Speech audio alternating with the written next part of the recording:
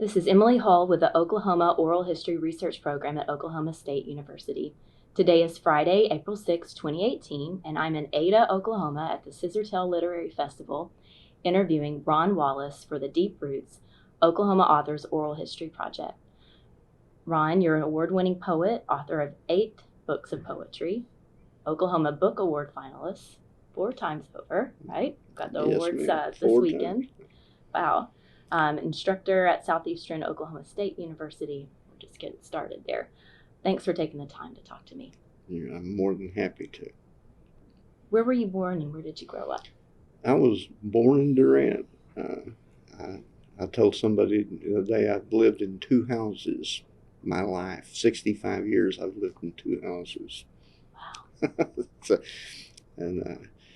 My parents were older.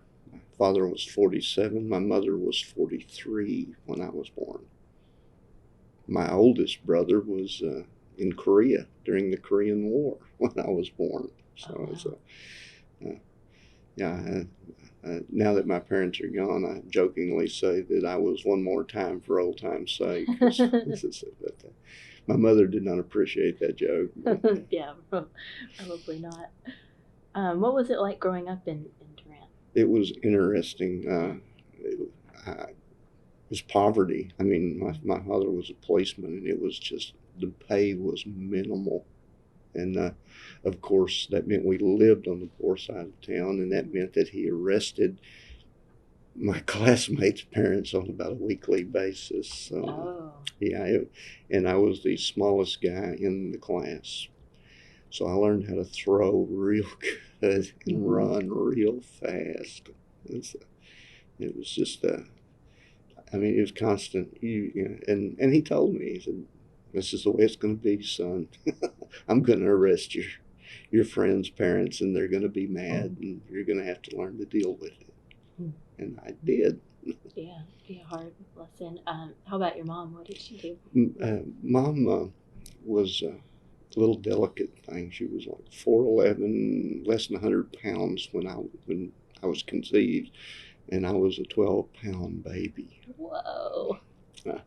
So she was basically illiterate. She could write her name. She learned what she could learn, but she had never really received any formal education. And she had 4 children before me. One died as a child, and the other 3 all dropped out of high school. So I became her project. Yeah. She would buy me books every time she went somewhere. She bought me books, and she, of course, really didn't. She literally judged the book by the cover. Yeah. She picked one that she thought had a nice masculine knight or Robin Hood or something on that one, the old classics illustrated and things like. And so I got all of that stuff from her. Yeah. Did you have a favorite classics? Early on, it was actually the Sir Walter Scott stuff, Ivanhoe and the Talisman, and Robin Hood wasn't Scott, but that was one of my favorites. Anything that was sort of adventure bound, and I got into the James Fenimore Cooper stuff, The Last of the Mohicans, and the Plainsmen, and all of that. So.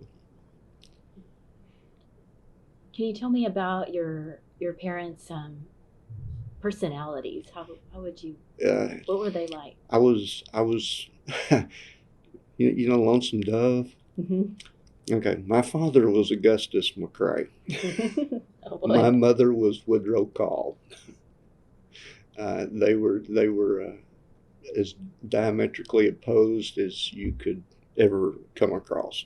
She was no outward signs of affection. I can count the time my mother kissed me in public on one hand, probably. And my father is big Scots Irish guy, and that's all he did was kiss me or hit me one of the time. With one of the two. With a loving hit. Neither ever. My dad never disciplined me. My mother was the disciplinarian. Oh. So it was and she swung a very mean broom. Yeah. or a wooden spoon, Any switches from or whatever was backyard? handy. Whatever was handy. She was little enough that she felt like she was evening up the playing field when she came. She got what was handy. What was her name? Ida Odell. She was a huge influence on me. Like I said, because she was at home, and so that's we were like buddies. She would take me. She loved to go harvest wild poke salad, and her sister lived right beside her, my aunt, and we would go all over where the poke salad grew. I've written several poems about that. Mm-hmm. What do you remember about your neighborhood, your childhood home? Yeah, it's still there. Nobody lives there anymore. It's one of my nephews owns it and uses it for storage building. But it's like I said, I go by and visit every once in a while just to see that it's still there. I guess that it was literally on the wrong side of the tracks. That's the tracks divided the town east and west, and I was over on the east side. And that's like I said, I was born on the main street of Durant, Oklahoma, in Haney Hospital. The first school I attended was George Washington Elementary on the main street of Durant, Oklahoma. The first job I ever got was at a locksmith and newsstand delivering the Daily Oklahoman on Main Street, Durant, Oklahoma. So it just took me a long time before I figured out there were actually other streets. Oh, yeah. How about your grandparents? Were you close to them? They were. I never met either grandfather because of the older age of my parents. Right. My one grandfather was killed, and the other one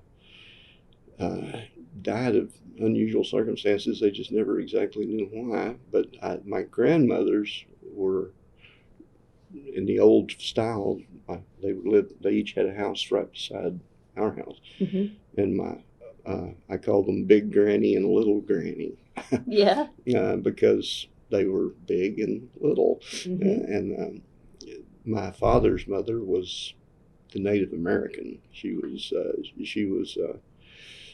Choctaw, Cherokee, and Osage by her parents, but they died when she was like 4, and she was raised to deny native blood and never signed a roll or anything like that. But she's on the cover of that book there. She's undeniably native. I used to sit with her all the time. She was blind. She went blind when I was like 3, and so she told me all the family history.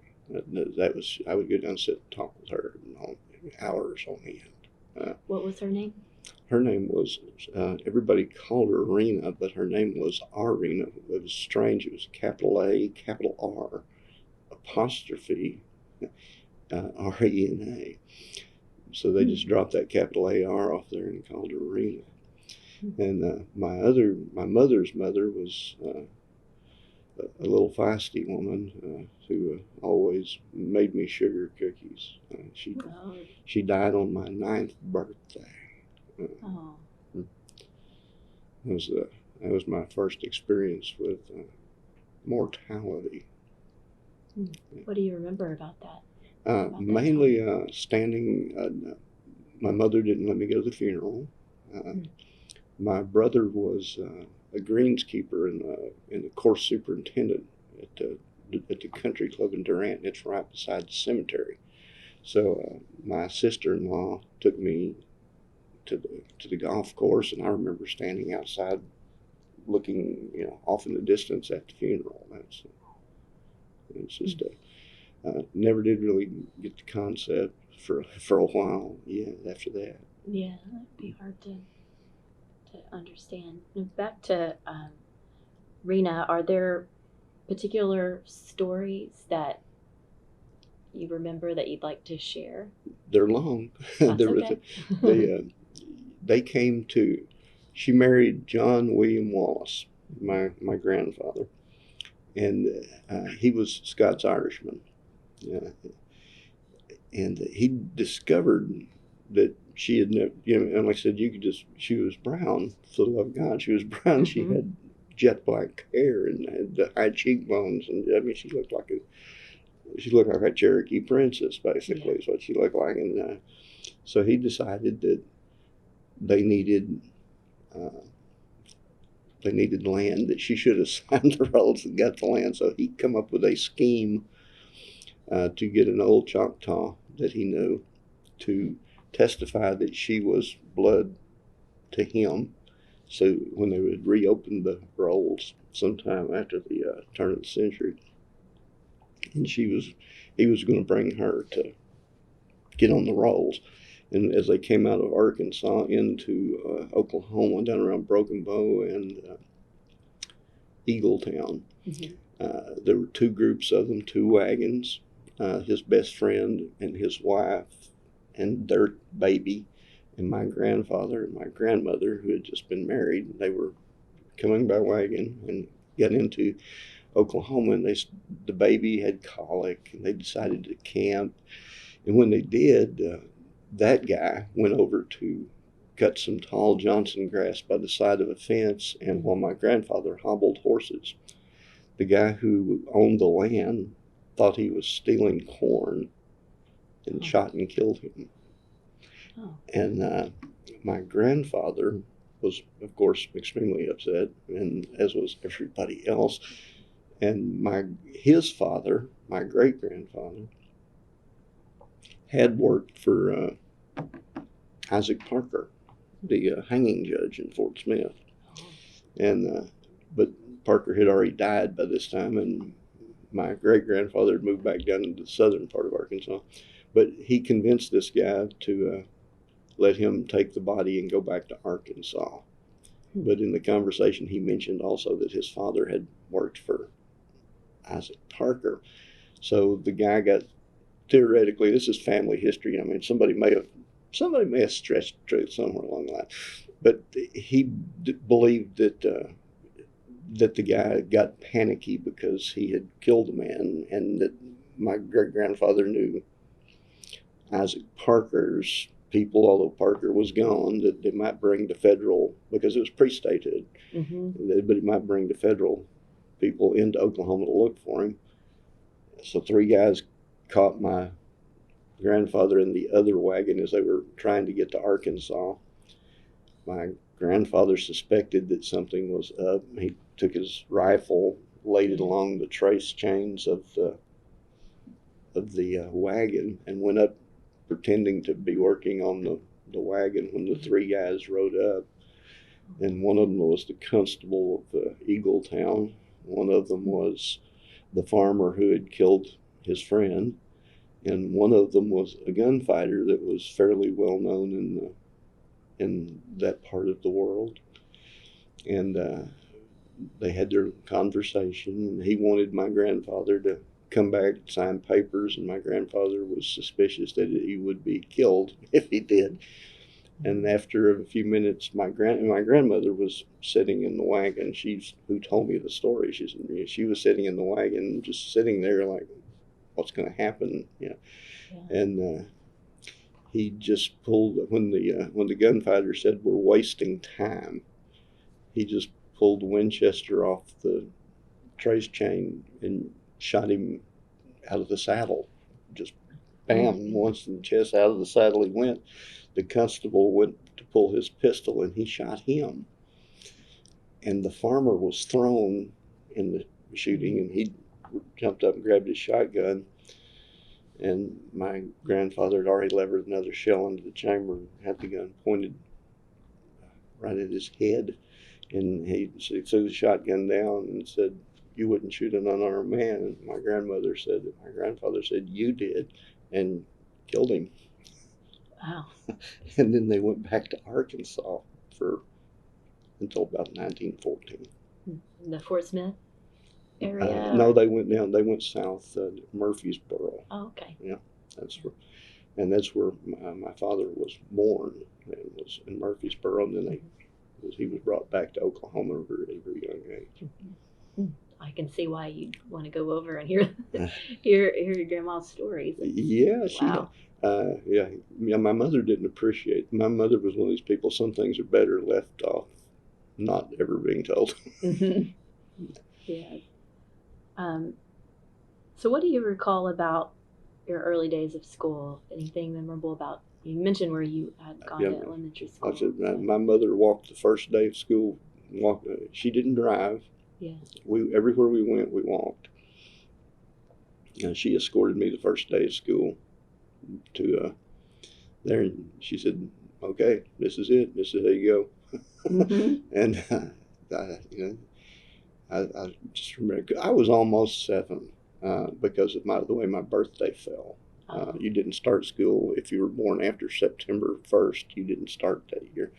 So when I went into school, I said I was the difference between September and December of being 7 years old. I could read, I could write. My dad had taught me how to read using the comics in the Sunday paper. He would sit down with that, and by the time I got to the first grade, I could read and I could write my name. But I still remember the old flashcards. The first grade teacher held up one that said milk, and she said, "Does anybody know what this says?" And there were about 4 guys in there that were about 8 and 9 that had already failed 3 times.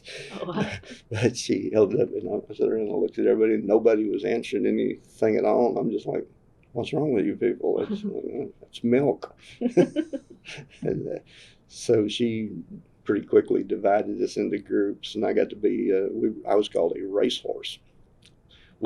We had tables about like this with, and there were like 6 to the group, and it was, today it would never fly because this group was, that's like 6 was the racehorses, and the next one were like the Blue Jays or the Cardinals or some bird, and the last bunch was the turtles.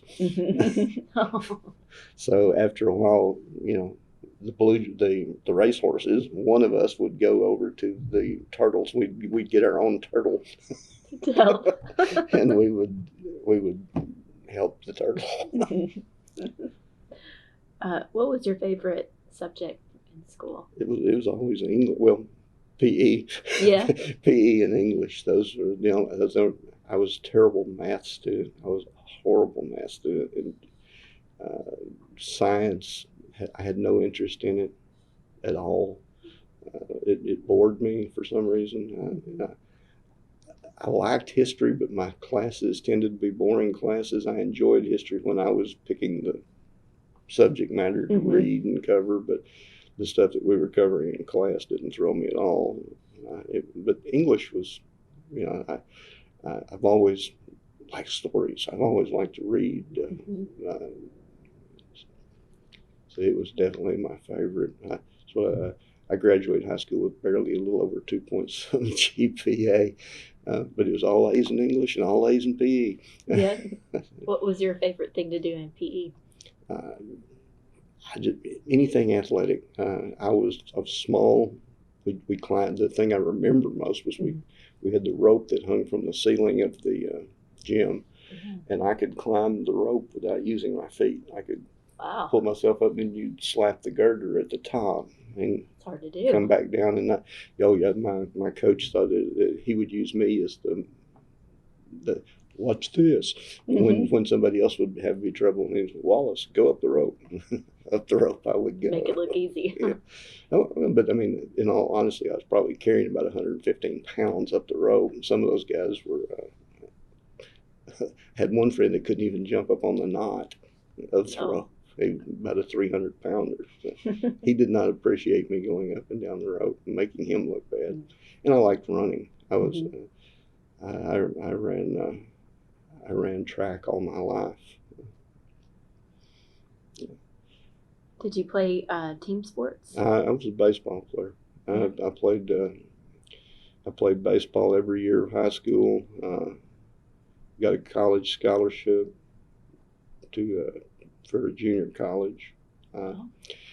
Didn't take it. You didn't? I was actually had a major league scout watch me playing American Legion ball, and he scouted me, and I was throwing. He was an ex-major league pitcher, and Stu Miller. I still remember his big, giant World Series ring. But I was telling him, he said, "Okay, throw your fastball." And I said, "I just did." He said, "No, don't worry about being accurate. Just rear back and throw as hard as you can." And I said, "I just did." And he said, "Well, try it once more." And I did, and he said, "That's it." I went, "That's it." And he said, "Well, I'm gonna tell you right now, son, you have a major league curveball." He said, "You have a curveball as good as guys that are pitching right now in the major leagues."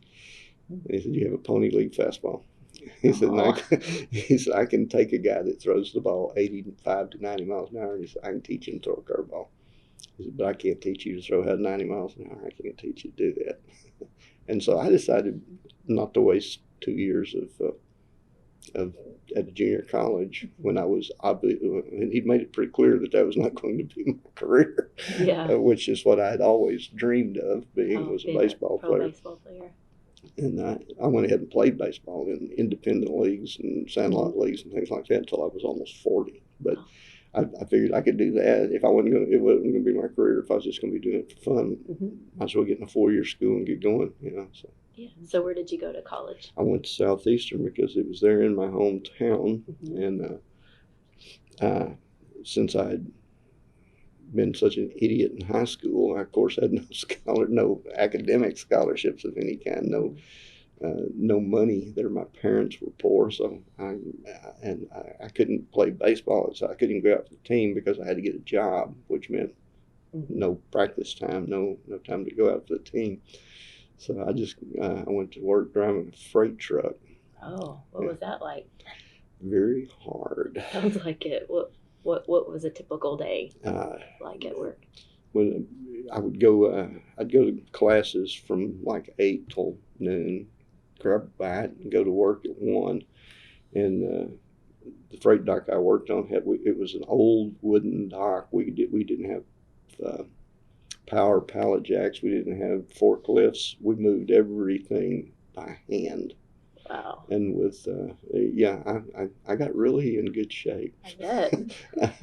we muscled up pretty much, and we would drive the trucks. It was short haul. We would go like Hugo, north to Atoka and Medill and that area, and then back around and over here. And it was just, you never knew what you were going to get. I mean, whatever they were shipping would come onto our dock. We would load it and break it down into different trucks and deliver. And that put me through college. It also made me want to get a college education really bad. That's some motivation. So what did you major in? My first major was pre-law. Oh. I had decided when my high school counselor asked me what I wanted to be, I said, I want to be a policeman. My dad, and he said, "You're too smart to be a policeman." That pissed me off, to be honest, because I thought, it's pretty rude. I kind of like my dad, and he's a policeman. And then I asked Dad, and he said, "You're too smart to be a cop." And so I said, "Well," he said, "if you like the law, look at it and see what you think." And so I took pre-law at Southeastern. I run into Dennis Sletts and Howard Starks and those people, and pretty soon I was looking at my grades, and I was having all these A's in English courses, and my wife was, at the time, my girlfriend was going, and she was an English major, so I was following her around to English classes.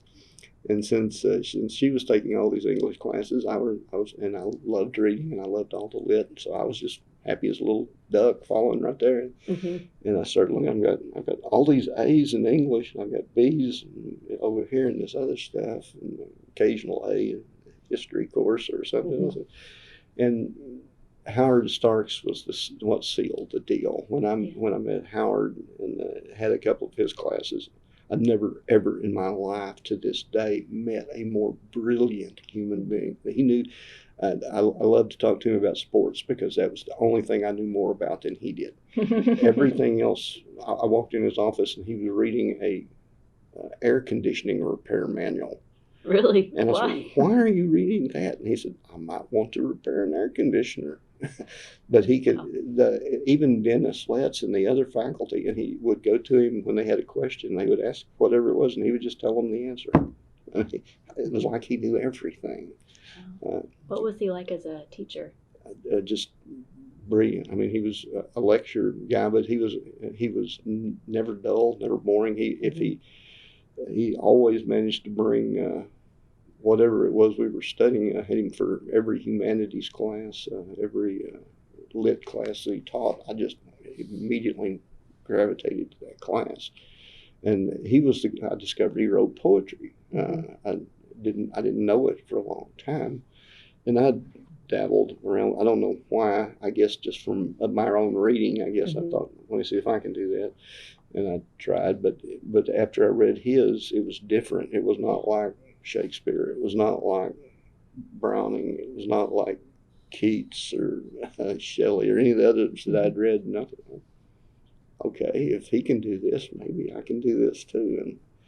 And I literally just decided I'm going to be an English major, and because I want to write like he writes. That's what I want to do. And that was when I switched. It cost me an extra year almost, but that's it. Yeah. So tell me about Dennis Letts. He was another teacher. Yeah, right? as I made it to the upper level classes, he was my first, I guess, official writing teacher. The guy that actually said, and he had a very unique method. You know, he would just bring us in poems or essays, occasionally even a short story, and he'd just hand those and he'd read it, and he'd say, "Now, go home and write what you think about this." And he'd break it. He said, sometimes he said, break it down line by line. Tell me what happens in each line. And that's where all the major writers that later have influenced me, James Dickey, Robinson Jeffers, I'd never heard of those people in my life. I had no clue who they were. I'd heard of the famous poet, the old school that you get in high school, but I'd never heard of these guys. Because they don't teach these guys in high school, right? So I gave him all the credit there. I said, because they influenced me, they were, and then I discovered on my own Yusef Kumanyaka and B.H. Fairchild, and I thought there's just a lot of good writers, and I started to write. So when you were starting your serious study of poetry, did you use that method, the looking at the poem, trying to break it down, maybe write your notes, try to understand it? I think the question I always ask myself is, why did this guy write this?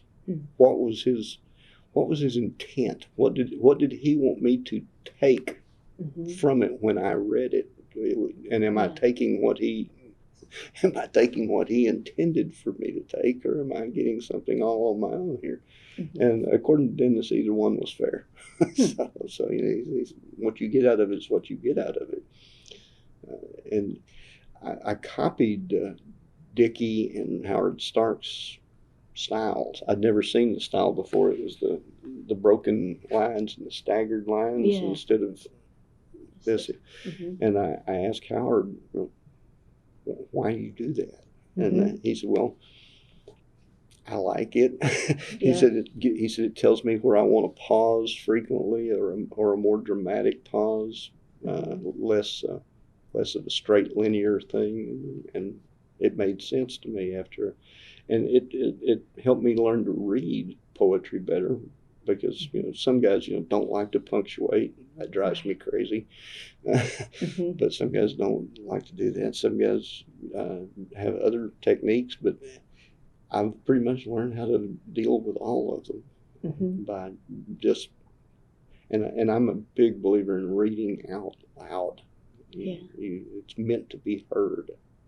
What do you think reading out loud does? It just gives you the voice. I mean, you actually hear it. Well, even in my Comp 1 and Comp 2 classes, when my students write essays, I tell them the first thing you need to do after your essay is finished, sit down, read it out loud. Don't just verbalize the words, hear them. And I said, if it sounds stupid, it is. So That's some good advice right there. If it sounds stupid, it is. Fix it. You're not stupid. Fix it. And it works pretty good. And that's how I write. Now, the first thing I do when I write a poem is, as quickly as I've got it in some sort of a shape, I start to verbalize it where I can actually hear it. Yeah, makes sense. So when did you graduate from college, and what did you do afterwards? I graduated in 78.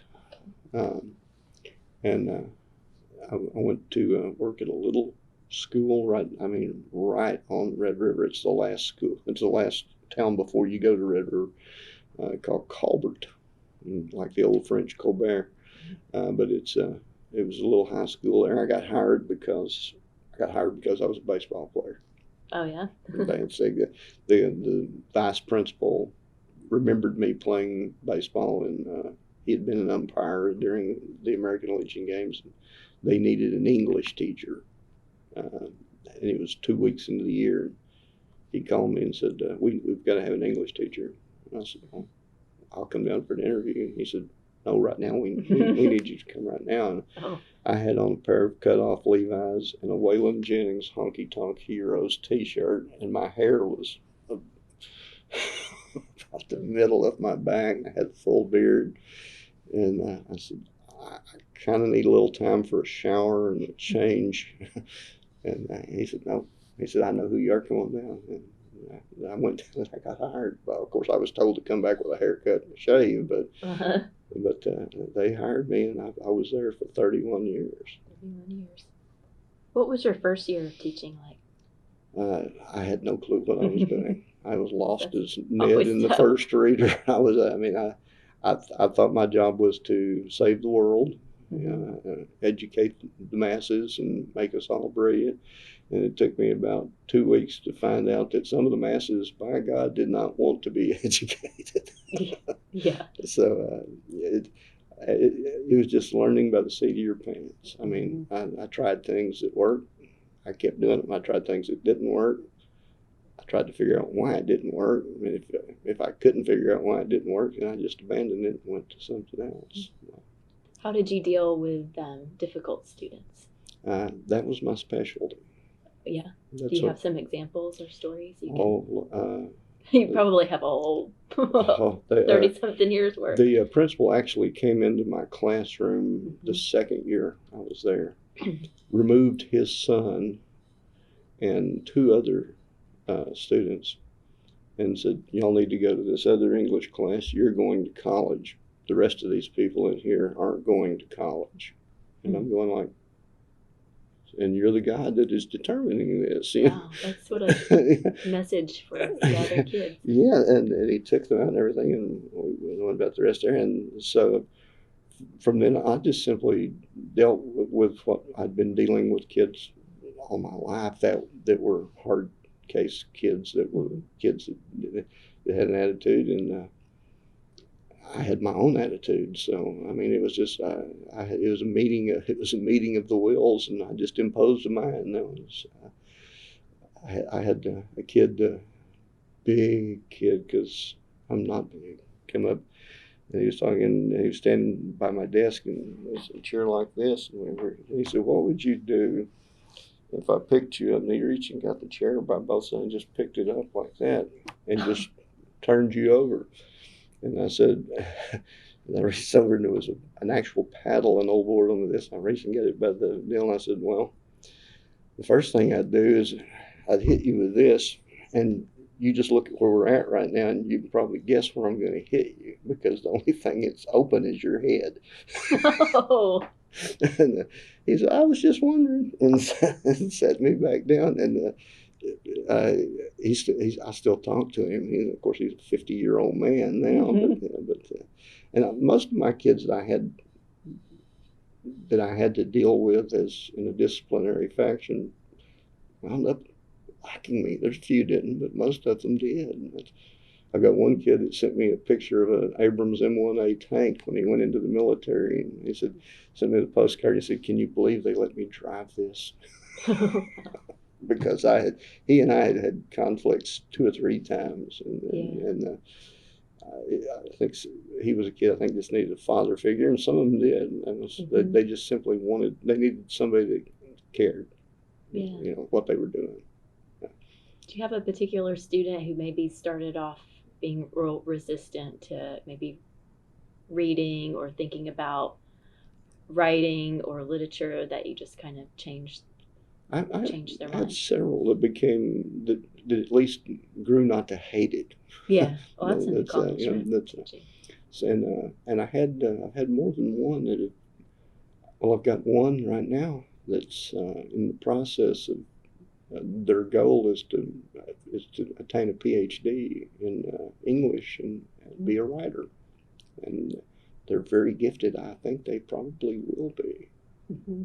Yeah, that's got to be rewarding. Yeah, it's. I take credit for everybody that succeeds and don't know those that fail. That's the way to. But she was a very gifted student, and I had 2 that have actually managed to get a little bit of writing published, and you always feel good when they succeed. Yeah. So what inspires you as a poet? I never know from time to time what it'll be. I listen to a lot of music, and frequently I just listen for words. James Dickey, they said when Dickey taught at the University of South Carolina, this is when because he taught just the upper level writing classes, so one of the questions he asked his students when they come in was, "Why do you want to write?" And they said that the answer that which the students finally learned was, "I love words," and I'm very much along that line. I'll hear a word sometimes, just a word used within a phrase, and I'll go, "I really like that. I'll go write the word down, and later I'm going to find a place to put that word." How do you keep track of maybe ideas, or if you're inspired about something suddenly, do you keep like a journal or a notebook with you? Whatever I've got handy to write on, I write it down quick. I used to just remember it till I got to something, but I got where I don't do that so well anymore. So I write things down. I've got a little on my scissor tail program that's in the room. I already got like 4 ideas written down there to expand on when I get back, where I can sit down with it and think about it.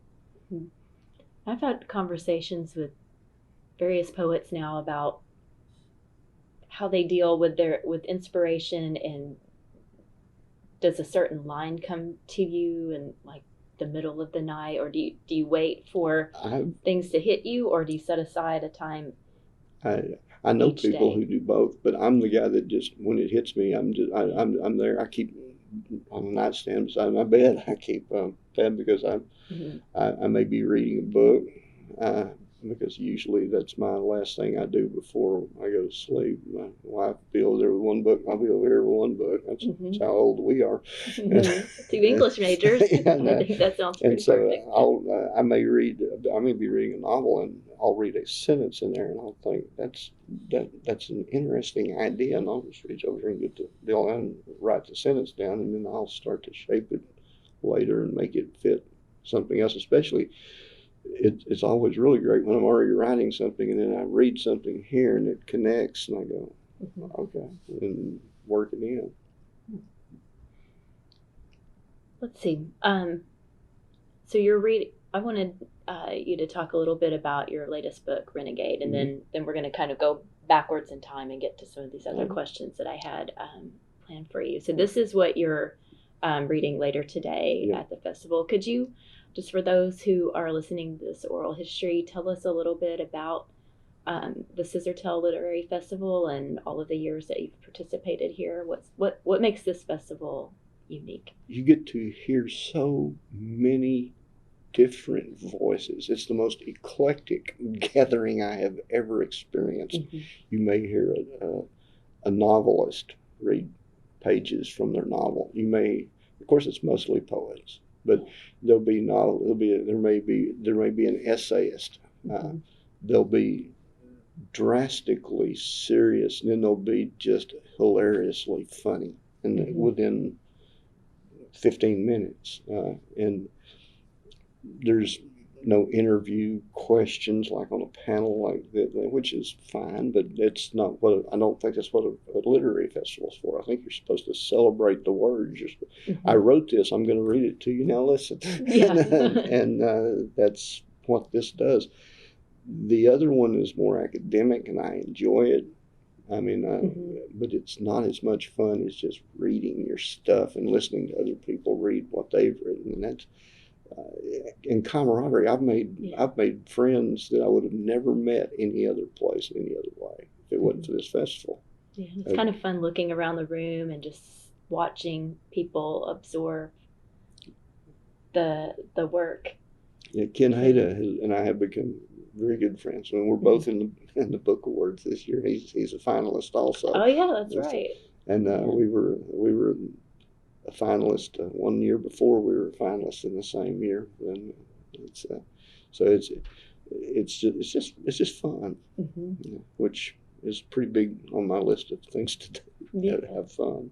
Yeah, sure. So tell me a little bit about Renegade, and maybe we talked before we started recording. You mentioned there might be a poem or two that are your favorite. This was originally going to be a game of catch. It was going to be the title of the book, and my publisher, my publisher wanted to go with Renegade. It had been published in Red River Review, and it had been nominated for a push cart. And he liked it, and he wanted to do that, so he talked me into. And plus, he had come up with this design, and he wanted. I think he's my friend, so I can say it. He wanted credit for the cover design. Oh, okay, that's all right. So, cover artists are a part of it. Yeah, so we went with Renegade, and it was. I wound up really liking the idea after that. But most of this in here is pretty new. I am a rewriter. I am a guy that I'll have something published, and about 3 years later I'll look at it and go, I should have said, and I will rewrite the thing, and maybe make drastic changes, maybe make small changes. Paul Valeri, the French poet, said, "A poet is never finished; it is simply abandoned." So, yeah. So a good way to that's the way I do it. But if you'd like, I'll read. I'd love you. I'll read this one. See how cute and adorable is that. That cute, adorable thing now is 6'1", 220 pounds. But we have a ritual. He's an inorganic chemist. In Colorado Springs. And he comes in usually for Christmas, and before he's allowed to leave, because I'm the guy driving him into the airport, he has to go outside and play catch with me. And it's not optional. And this last time it was like 5 below. And he was going, "We're not going to do that." And I went, "We're going to do that." So I think we threw it like once. Okay, we're through. Yeah. But most of the time I make him go. And that's what this poem is about. The title is A Game of Catch. Like I said, originally it was going to be the title piece, but A Game of Catch. We're playing catch in the not too cold of January before you leave. Between the throw and the catch and the catch and the throw, ribbons of light ride from ball to glove, binding us. It is in these moments I feel the blood in my veins being carried in that spinning sphere, humming toward you, racing, father to son on winter light, connecting life in flicker and flash, sun on leather. I know spring will find Colorado a further throw than my aging arm could ever make.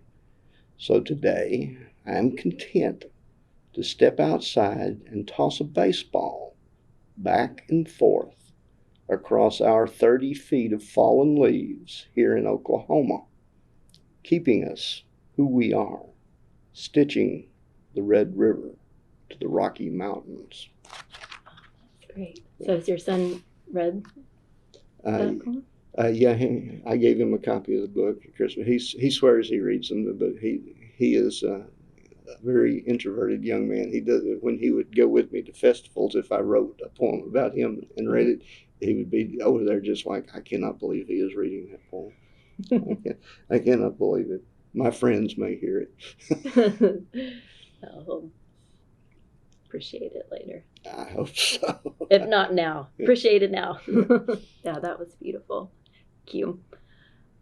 So, and I was talking about this before we started recording. Your first book, Native Son, Dennis Letts wrote a lovely introduction for that book. And one of the ways he described your book was that your work was powerful and beautiful and sensual and absolutely honest. What did that introduction mean to you? It meant a whole lot.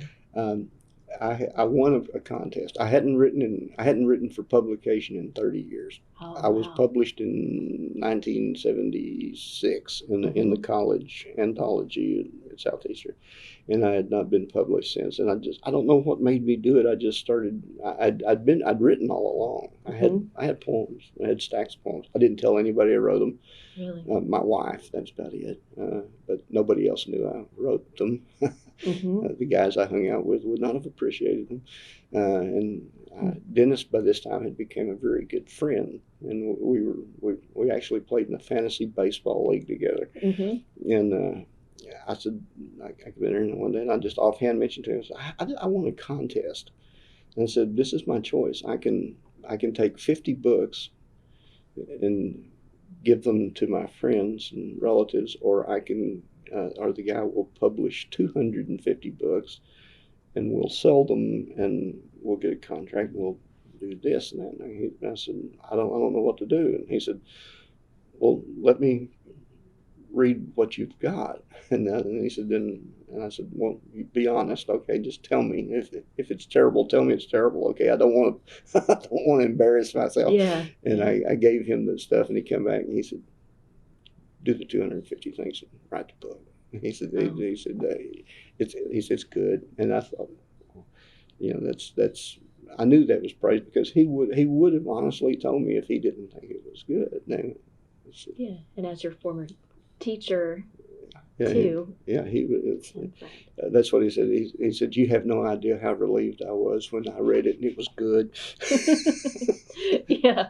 He said I was already trying to figure out what am I going to tell him if it's bad. Oh man, that'd be hard.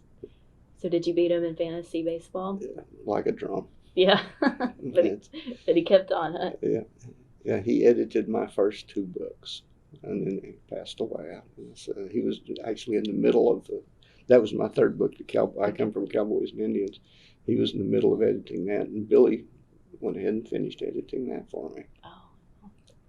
And then she edited my 4th and wrote the introduction to it. Yeah, just a long-standing friendship with the whole family. Awesome people. Yeah.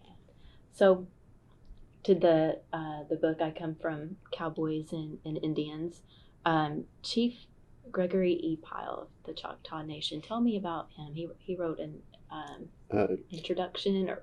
I had a very good friend that was a tribal councilman for the Choctaw Nation. He said, and I was playing with that idea. My background is cowboys and Indians, so I said, I've got a friend who's a country singer-songwriter who's agreed to write the cowboy introduction. I said, I wonder if, who would you suggest write the native introduction? He said, well, I would suggest Chief Pyle. And he introduced me to Chief Pyle, and we met, and he read some of the stuff, and He wrote the Indian part of the introduction. Okay. And I've brought a copy of Code Talkers. Mm-hmm. I'm going to slip this over here to you. Do you mind reading this, and then maybe we can talk a little bit about it afterwards? Sure. Code Talkers for Gregory Pyle. They were Choctaw, unrecognized as United States citizens. Still, they went off to World War I. Only the white world is foolish enough to believe you can make someone not an American by saying it is so. If my horse is in your pasture, he is still my horse. You may call him your horse, but that will not change who he is. He is still my horse. They were Americans. So they went to fight and bleed with 142nd Infantry. They delivered Allied forces from the fire with code talk. Choctaw, once forbidden native tongue. Mitchell Bob spoke through magic wires to Ben Carterby, and German ears could never hear what grass said to trees. Their talk sealed victory, and when they returned to southeast Oklahoma, no flags flying, still unrecognized, undecorated in their time. Now, the old code talkers are all gone. Only their voices sing on across the wooded hills and over low-lying valleys, through blue and vacant skies, through the blood and bones of Choctaw still standing here today. Thank you. And you have, let's see. That is the picture of the picture. Like I said, I was telling you earlier, the Carterby was either the grandson or the great grandson that went to school with me in Durant. Mm-hmm. That was, and even then I didn't know that until later when they were actually doing some work trying to get the code talkers recognized. Yeah. And I began to study it at that time, and me reading about it produced that poem. Great. So in this oral history project, I'm asking authors about their thoughts on Oklahoma. How do we understand this place? Yeah. Well, if I ever understand it, I will let you know. I know. It's a place of physical beauty. Yeah, I love it. I mean, Chris Wall, my friend who wrote the Cowboy introduction to this, he said when I had sent him the manuscript and he was going to write he said, I think I counted that you said Oklahoma like 28 times in this book. And I said, well, and that's a problem. Yeah. And when he sent it back, his closing deal said "hook 'em horns." I said, you realize I'm not going to put that in the deal there. No. So, No. but it's the people. They're strange. They're weird. I can disagree with them on everything. We can argue. Some of them I can deal with, and some of them I just choose to ignore. Mm-hmm. But my personal ideas are not very congruent with most of Oklahoma. I'm more of a liberal thinker than I am a conservative thinker. Mm-hmm. I don't mind it when I find a good conservative idea, but mm-hmm. I just tend to find more good liberal ones. And some of my friends who are very conservative, we're very red state Oklahoma. But for some reason, they accept me. And even if I don't really completely accept them, they accept me. And I don't know. So I came from parents who influenced common sense. They told me, my mother, one of her earliest statements I remember her making to me was, you can never judge a person by what they say or how they look. You judge a person by how he treats you as an individual. Mm-hmm. And she It doesn't, skin color, sex, none of that matters. It's just that all people are people. It's just how they treat you. If they treat you well, you treat them well. If they don't treat you well, you stay away from them. That was her philosophy, and it stuck. Mm-hmm. Yeah, it's good advice, for sure. So I wanted to follow up on something that kind of mentioned earlier, music. Oh. So you have a few musicians who follow your work, right? Can you tell me about that? I've got a very eclectic taste. Yeah. But Chris is we've become close friends. That was not the original first cover of Native Son. Mm-hmm. The first cover had like everything I own stacked up for this photograph because I didn't think I was ever going to write another book. And one of down in this lower corner, it had Gordon Lightfoot, Jackson Brown, Waylon Jennings, Jimmy Buffett, Johnny Cash, and Chris Wall CDs. Mm-hmm. And I come home from teaching, and my son was there, and he said, "Some dude named Christopher Wall just called you on the phone." And I said, "Chris Wall?" And he said, "Christopher," when it was on the caller ID. He said, "Call him back." And I said, "Okay." And I went over and called him back, and he said, I said, "Chris Wall?" And he said, "Yeah." He said, "Who's this?" And I said, "Ron Wallace. My son told me to call you back." And he said, "Yeah." He said, "I just had a question." He said, "Why is my CD on the cover of your book?" And I went, "Where'd you see my book?" And it had been on Facebook, I think, was where that. And he said, I said, "Okay, because I really, really like it." And he said, "Okay, that's a good answer." He said, "How do I get a copy of this book?" I said, "Give me your address, and I'll send you a book." How about that? And that was a little over 10 years ago.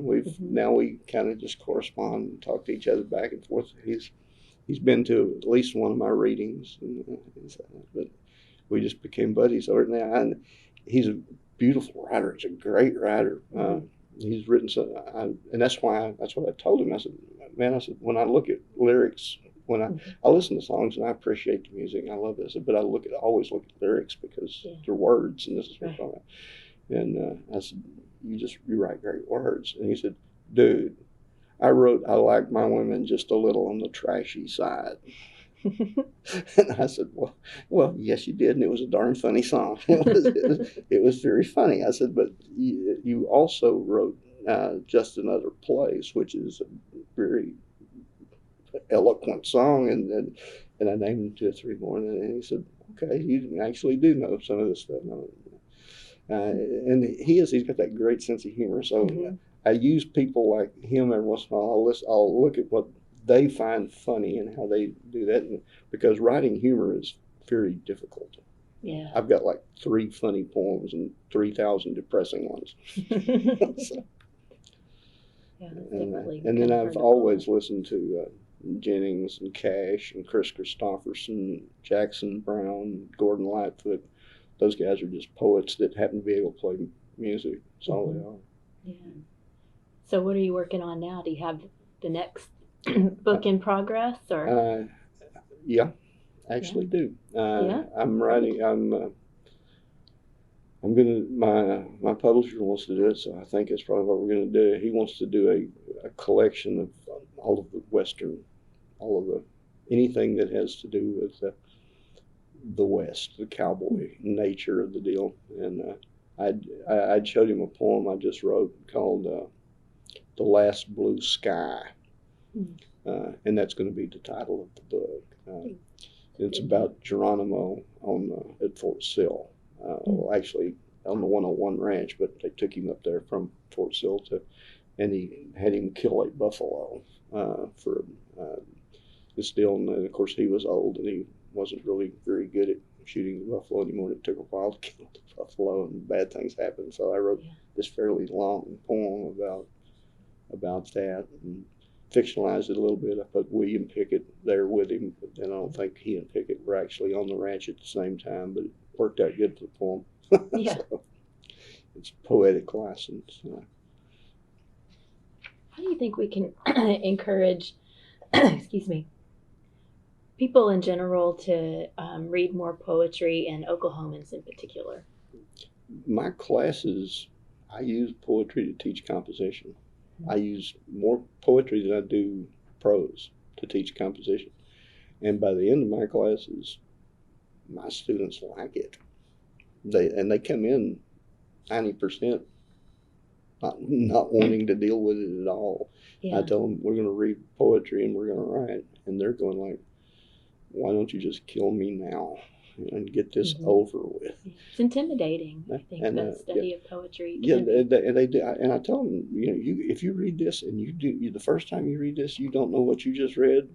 What you should write down is, "I don't know what I just read," and then we'll go back, we'll take it apart. And I'm a big believer in reading. The first time you read the thing through, and then you take it apart. You dissect it later, but you should try to appreciate it as a whole, and then work from there.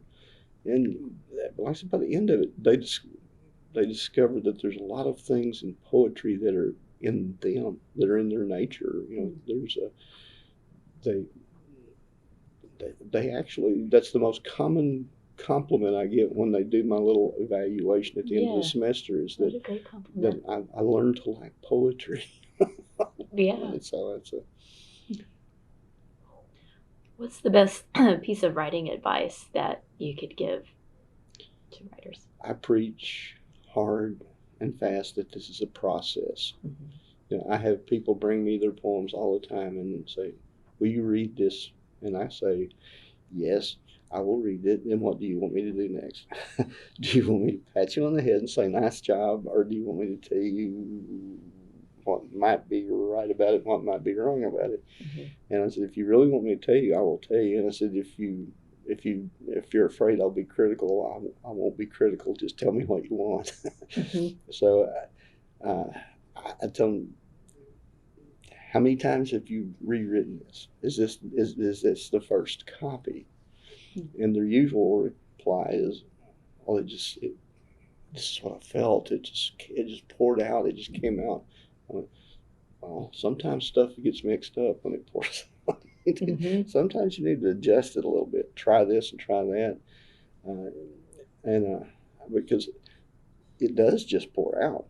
I mean, my first version is always just what I sit down and I may write 3/4 of a page or a page, but I change it. I mean, it seldom actually pours out the way I want it to. And I use this in my class too. James Dickey said, "Write what you want to say, but first you have to figure out what you want to say." Once you get it down, that's all you do. You just write what you want to say. And then he said, the editing, the changing, that comes later. You have freedom to do that after you've got your thoughts and your ideas and your feelings and everything is on the paper. Then you can edit. Then you can change. Then when you read it out loud and it's got that bumpy, unrhythmic lack of flow in there, then you can start to move a word here and a word there and see, do you really need that word? Can you take that out? And that's, again, it's back to that reading out loud thing. And it's a process. You have to, and the first step in the process is always thinking, what do I want to say? Is there anything else you'd like to talk about? No, I just want to defend my position as a Yankee fan. Oh, yeah. I almost forgot. When I was 7 years old in 1961, my brother came in, and like I said, he was 19. He came in and he set me down in front of the TV and he said, "Watch this guy right here. This is the greatest baseball player ever." And it was Mickey Mantle. And I watched and I went, "Oh." And he said, "He's from Oklahoma." And I went, "Oh, so you can play baseball from Oklahoma." And I've been a Yankee fan now for 57 years. And everybody that sees me as a Yankee fan goes, "Why are you a Yankee fan from Oklahoma?" Mickey Mantle. That's why, and I'm a loyal sucker. Once I'm your fan, I'm your fan. And then they followed him up with another Yankee, though, Bobby Mercer, who was mentioned in the I'm Oklahoma poem. And I make it a habit to find Okies. I like Okies. Yeah. Oh, before I forget, I wanted to close with I Am Oklahoma. I don't mind reading that. I am Oklahoma. I have memories of my grandmother's raven hair gone snow white. I still hold her brown skin in my eyes. She never signed Dawes rolls, so I will never count among tribal numbers, but I don't need a card to tell me what is true. I am Indian. I am this land she gave me, fed by the rapid currents of the Arkansas, flowing to the Mississippi through names left behind by native peoples. I am this place, the tumbled stones and prairie grass, the hawk, the coyote, the buffalo. I am the redbud trees and the dogwood trees that flower among the oak and elm, growing wild in thick forest. Tangled blackjacks and bodarks, these too are me. I am the native stands of pecan trees, the immigrant mimosas, the chinaberries rooted still where old home places once stood. I am the Cimarron River where the Chisholm Trail crossed and Carson built his stone fort. I am the Washita, the blood of black kettle shed upon my banks. I am the Canadian River, the northern border of the Choctaw Nation, and the Kiamishi rushing out of the Washita Mountains to join the red as it falls from the Texas panhandles toward the Gulf.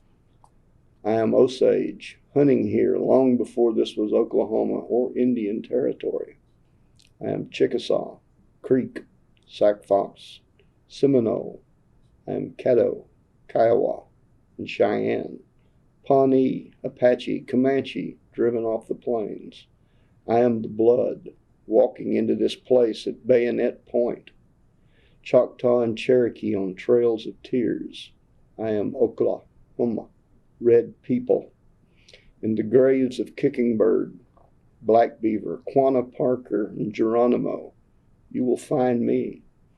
In the bones of 100,000 more mixed beneath grass waves with buffalo and unshod ponies, I am there. I am Hunting Horse, Dull Knife, Bacon Rind, and Sequoia with his Cherokee alphabet. I am William Pickett, Jim Shoulders, and Lane Frost, Jim Thorpe, Mickey Mantle, Bobby Mercer, and Allie Reynolds. I am the old ways and the new. I am Ralph Ellison, Roger Miller, N. Scott Momaday, evolving, not disappearing. I need no roll number, no certificate of blood. I am Native American. I am Indian. I am cowboy. I am Oklahoma. All right. Thank you so much for your time. It's been a pleasure. I appreciate it.